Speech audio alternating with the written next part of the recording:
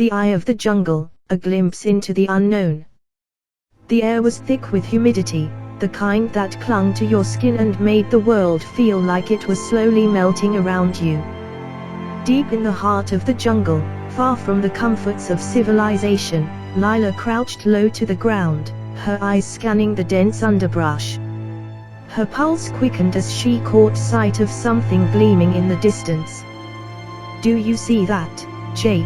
she whispered, her voice barely louder than the rustle of leaves above them. Her fingers tightened around the camera strap slung over her shoulder. Jake, a seasoned explorer with more scars than he cared to count, moved closer, his keen eyes narrowing. "I see it. But be careful, Lila. This jungle has a way of playing tricks on your mind." Lila nodded, though her curiosity was already pulling her forward.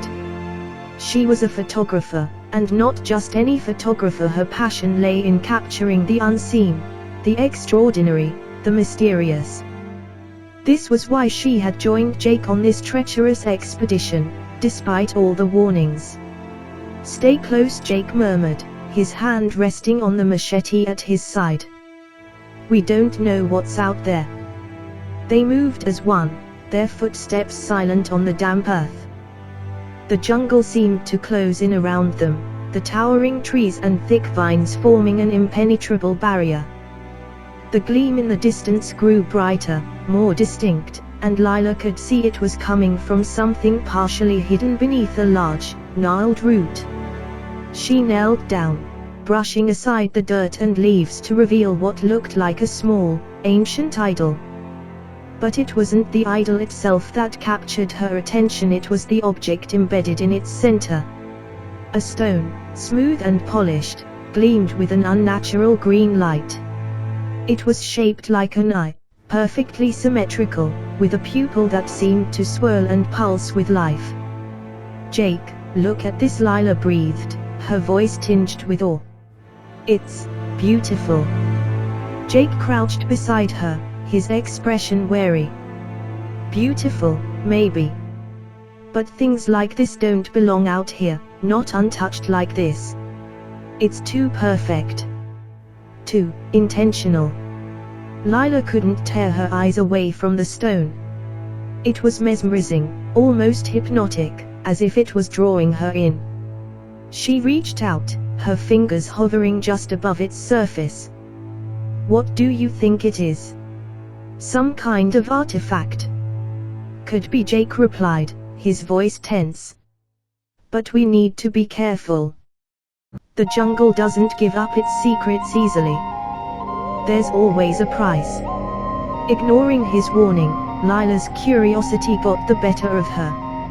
She brushed her fingers against the stone, expecting it to be cold, but instead, it was warm to the touch. The moment she made contact, a shiver ran down her spine. The world around her seemed to shift, the colors becoming more vibrant, the sounds of the jungle fading into the background. "Lila."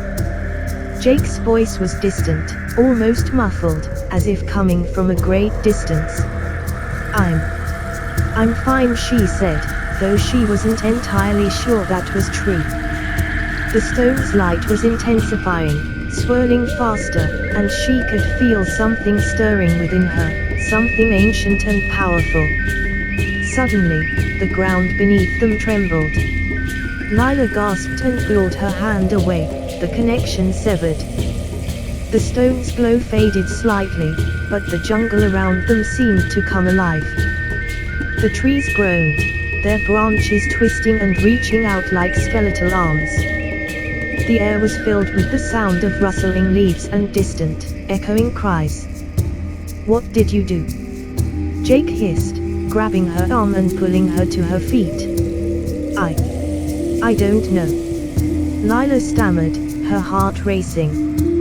"I just touched it." Jake didn't wait for her to finish. "We need to get out of here. Now." But as they turned to leave, the ground gave another violent shudder, throwing them off balance. Lila stumbled, and before she could catch herself, The stone idol cracked open with a sharp, ear-splitting noise. A thick, green mist poured out, swirling around them like a living thing. Jake pulled Lila close, his eyes wide with fear. "This is bad, Lila. Really bad." The mist was thickening, wrapping around them, cutting off their escape. Lila could feel it pressing against her skin, seeping into her pores, filling her lungs with every breath. It was suffocating, yet strangely exhilarating. "I can't breathe," Lila gasped, her vision blurring.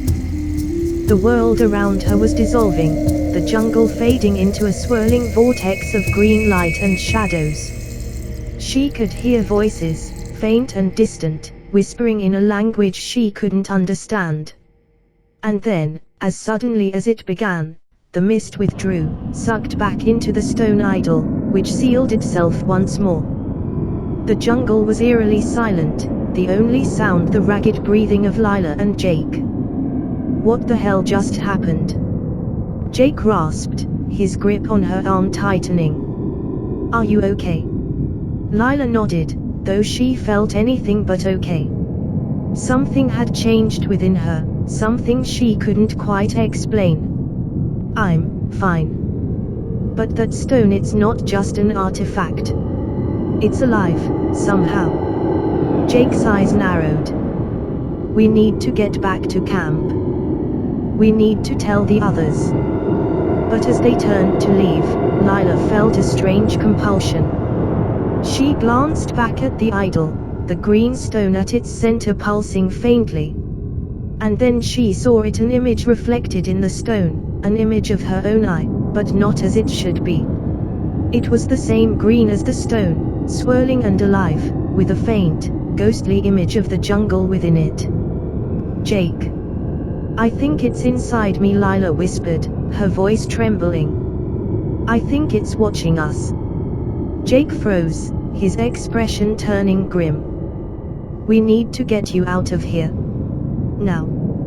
But even as they hurried back through the jungle, Lila couldn't shake the feeling that something was different. The trees seemed to lean closer, their branches whispering secrets only she could hear. The animals, usually so elusive, watched them with glowing eyes, their movements synchronized as if controlled by a single mind. As they reached the edge of the camp, Lila stopped, her breath catching in her throat. She could see them, reflections of the jungle, shimmering in her mind's eye. Every detail was vivid, every sound clear, as if she was seeing through the eyes of the jungle itself. "Jake," she began, but her voice trailed off as she realized the truth. The jungle wasn't just alive. It was conscious. And now, it was connected to her, seeing through her, feeling through her. The stone had awakened something ancient, something that had been dormant for centuries. Jake turned to her, his face pale. "Lila, what's wrong?" But Lila couldn't answer. She could feel the jungle's thoughts, its emotions, its desires. It was ancient and powerful, and it was angry. Angry at the intruders who had dared to disturb its rest. As they ran to their tent, Lila caught sight of something on the riverbank nearby, a small paper boat, floating in the murky water. It was an odd thing to find here, in the middle of the jungle, so far from any human settlement. The boat seemed to glide smoothly against the current, as if it was being pulled by an invisible hand. "What is that?" Jake asked, his eyes following Lila's gaze. "I don't know," Lila replied, her voice shaky. "But we need to get out of here." They started to move again, but Lila couldn't tear her eyes away from the boat. The river's surface rippled as if something was stirring beneath, and the boat continued its steady journey, the water swirling around it in hypnotic patterns. And then, in a moment that seemed to stretch into eternity, Lila saw it, the same swirling, green eye she had seen in the idol. It was in the water now, beneath the boat, staring up at her. She could feel its presence, its consciousness, and it was searching for something, something it had lost long ago. "Jake," the boat, she began, but Jake was already pulling her away. "We don't have time, Lila. We need to go." But Lila couldn't move, her feet rooted to the ground. The boat had stopped moving, floating still as if caught in a web of invisible threads. The eye beneath it blinked, and Lila felt a jolt of energy shoot through her. Images flashed before her eyes: an ancient civilization, a temple deep in the heart of the jungle, and a group of people surrounding the same idol she had found.